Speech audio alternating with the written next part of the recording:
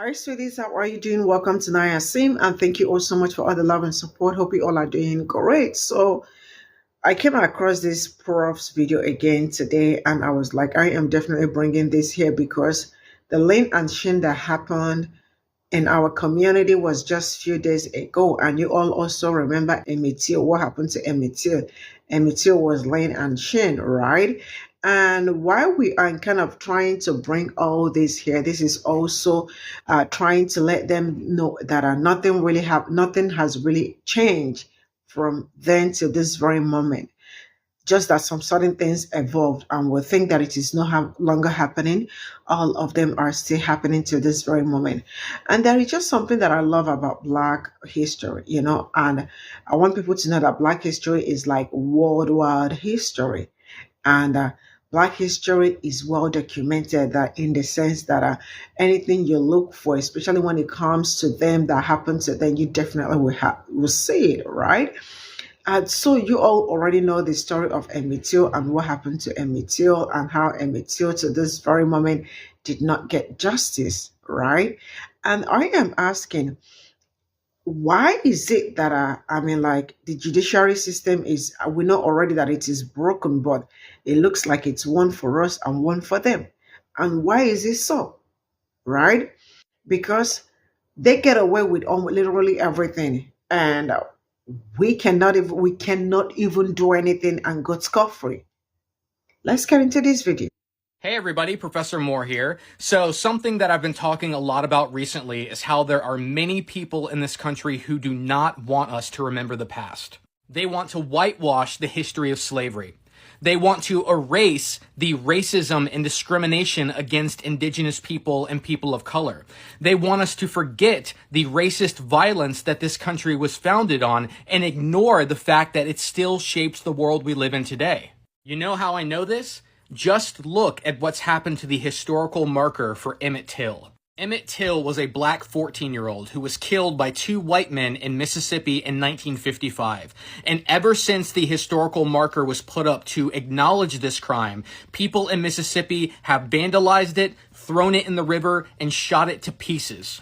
It's almost as if they're trying to kill Emmett Till over and over again. Here's a picture from 2019 showing three students from the University of Mississippi posing next to the Emmett Till historical marker after they had just shot it with rifles. And they posted this picture to Instagram, obviously proud of their work. After having to replace the historical marker 3 times, a new one was finally made, and this time they had to make it bulletproof and weighing over 500 pounds, all in an effort to stop people from destroying it. Even after the new historical marker was put up, a security camera captured a group of white supremacists who came to film one of their Klan meetings there.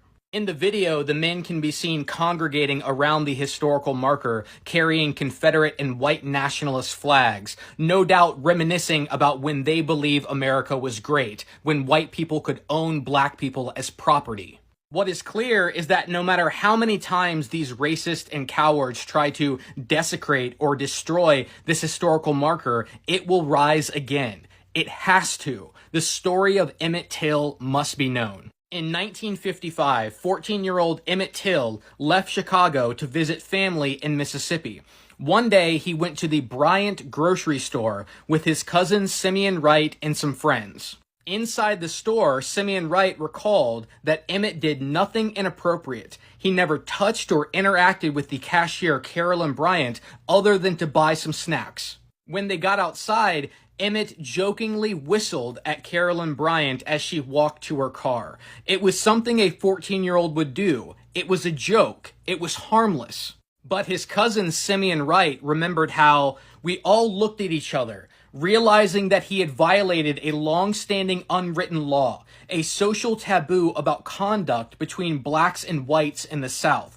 Suddenly we felt we were in danger, and we stared at each other, all with the same expression of fear and panic. However, even Wright, who was familiar with Mississippi's brutal racist violence, said, "It never occurred to me that Emmett would be killed for whistling at a white woman." When Carolyn Bryant told this story to her husband Roy Bryant, somehow it had gone from an innocent whistle to Emmett Till forcefully grabbing and assaulting her, something that she later testified to in court. It wasn't until 2008, 50 years after the murder, that Carolyn Bryant finally confessed that she lied. Emmett Till had never done anything remotely inappropriate. But the truth didn't matter to Emmett Till's killers. A few days after this non-incident, Roy Bryant and his half-brother J.W. Millam snuck out at night and traveled to the home where Emmett Till was staying. They stalked the halls and rooms armed with flashlights and guns, and then they kidnapped Emmett Till with the sole intent of torture and murder. They took him to a secluded spot, savagely beat him, shot him, and then threw his broken body into a river. When his body was discovered, his face had been beaten beyond recognition. When Till's killers were brought to trial, it wasn't a trial at all. It was a mockery of justice. It was white supremacy protecting its own. An all-white jury quickly returned a verdict of not guilty. Here's a picture of the killers with their wives in the courtroom, joking, laughing, and smoking celebratory cigars. One newspaper wrote of the approved killings in Mississippi. The killers felt so comfortable with their crime that a year after the murder, J.W. Millam confessed to killing Emmett Till in an interview with Look magazine, an interview that he was paid thousands of dollars to give. I want you to read part of this interview, but I'm not going to read it to you myself because it's full of racial slurs. However, I want you to see the true face of American racism.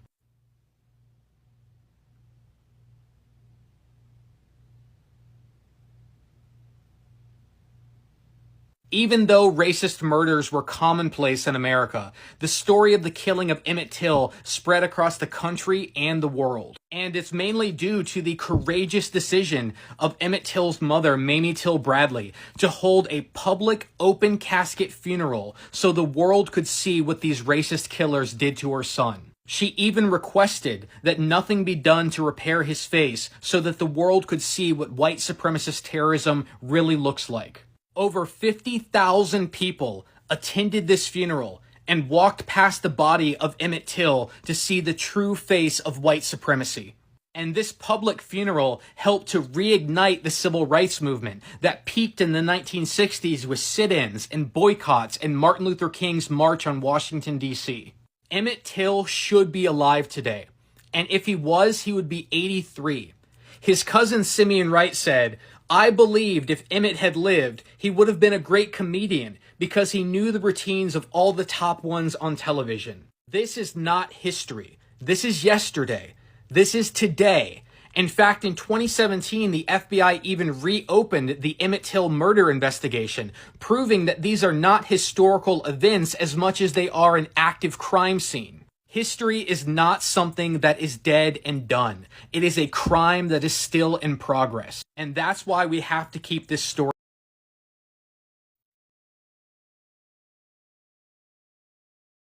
So this is all I got from this video. And, there are some stories that you hear.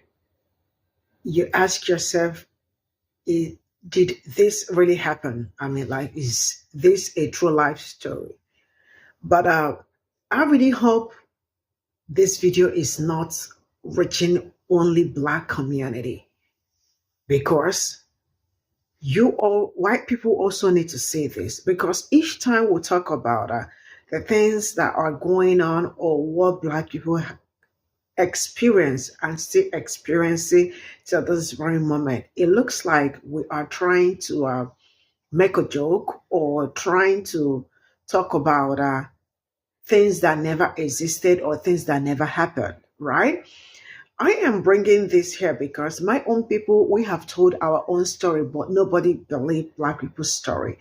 But I love it that your own person, I mean, it is coming from your brother, he is the one telling the story. So you all will, I mean, like, find a special place to receive the story and also understand that, oh, it's my brother. And I personally feel that he is speaking the truth. This is a true life story. Now, this is one of the stories where we talk about white women tears and how dangerous they are to Black people, especially Black men. And then you can imagine a 14-year-old child, right, who really doesn't know a lot. I mean, he's very young, right? And an older person, like someone that is already like 40 something and 50 something, how what would a 14-year-old child do to you that, like, that you won't let go as an adult? But this is to tell you how each time we talk about so, how each time they want to do, like, let you know that we are the superior race, or I am more superior than you, right? So each time we talk about that, I want you to know that we know what we are saying, because this is something you all have been showing us all these years, right? And the fact that, I mean, the system, let me tell us something. The system has always been broken right from the beginning when it comes to a court system and all, judiciary and all that. It did not break today, right? It's been broken way before we know it. Because if it were not broken back then, and white supremacy and all that, trust me, this case is a case that would have been, I mean, like, it would be very easy to, like, understand that this is not true, and this is like, um this 14-year-old child did not do anything, but the system has already been tampered, right? So now, I don't really, like, there are some stories you look at and you are trying to figure it out by yourself, and you cannot even figure it out, because how can a tiny something become so huge that it couldn't, like, it's kind of very hard to be to handle. Hmm. I love the fact that this man is already having his wake up call, like, he's already woke, and it's written all over him. And the fact that the same, it's called lynching. Actually, let me not mince words, because if I mince words, I am also trying to lie. It's called lynch and chin, and it's been happening, and it is still happening. The last one just happened on Tuesday, on 24th, if I am not mistaken. And not just only one, these are the ones that were recorded, right? What about the ones that were not recorded, that happened and we did not know? Now, to tell you how horrible some people are, even after his death, they are still looking for a way. I mean, like, if they see a way to exhume some certain things, absolutely, they would do it. But then I want to ask this, because sometimes it looks like, not like it looks like, can I be truthful? We have two judiciary system in United States, one for one people and the other one for people that look like me, right? So it's not like it's new. It's something that has been there. And I want to ask this.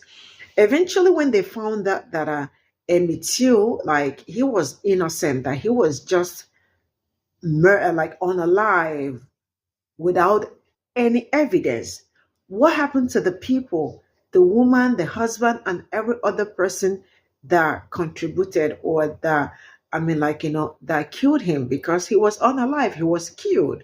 So what happened to them? Did they set their terms? And now this boils down to, when I say the judiciary system is broken, it is absolutely broken. One for us.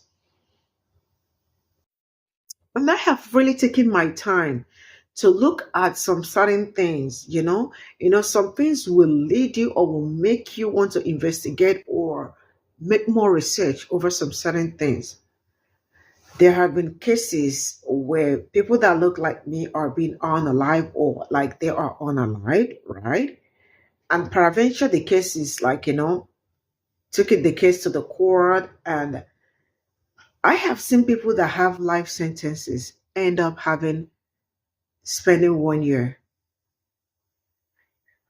And I am asking, why so?